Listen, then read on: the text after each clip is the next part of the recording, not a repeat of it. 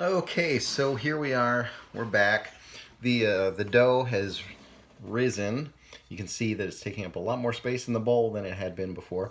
Um, and there's a lot of leeway with how much you let it rise. I mean, basically most bread recipes will tell you it doubled in bulk, and that's a good rule of thumb to go by. I'm not sure that you can overproof this bread. I think with other bread recipes it's possible to do, but you just let it rise. You let it rise. You have a few hours. You let it rise for a few hours. If you have overnight, you let it rise overnight. Whatever, just several hours. But it has it has this kind of sponginess about it that it didn't have. It's really soft, kind of silky, spongy, and basically the first thing you want to do is what they call it punching it down, and basically you're just kind of expressing the gas out of the dough, and then so I'm just kind of squishing it down. So it's kind of, this is what we're ending up with.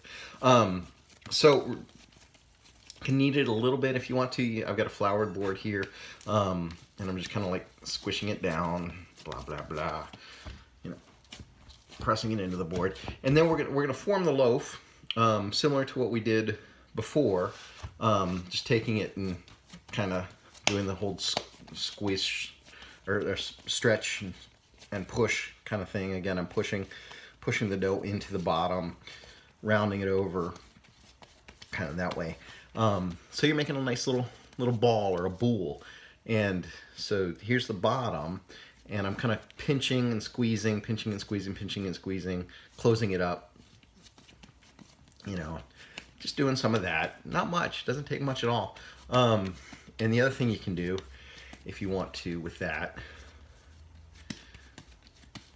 but you see there's a nice surface there.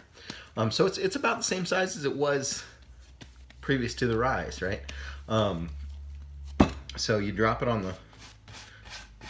the board and just kind of spinning it around, spin, spin, spin, spin, spin, spin, spin. Doing some of that nice stuff,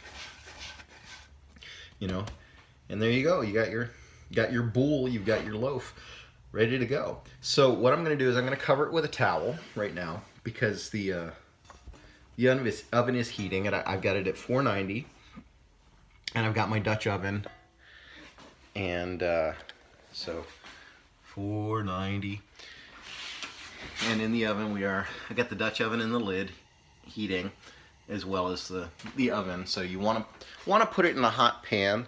I know that's the case for the cast iron, and I suspect that it's probably a good idea with other types of pans as well. So yeah, it's probably gonna take about 20 minutes or so to heat up the oven, and so I'm just gonna let the dough rest while that's happening.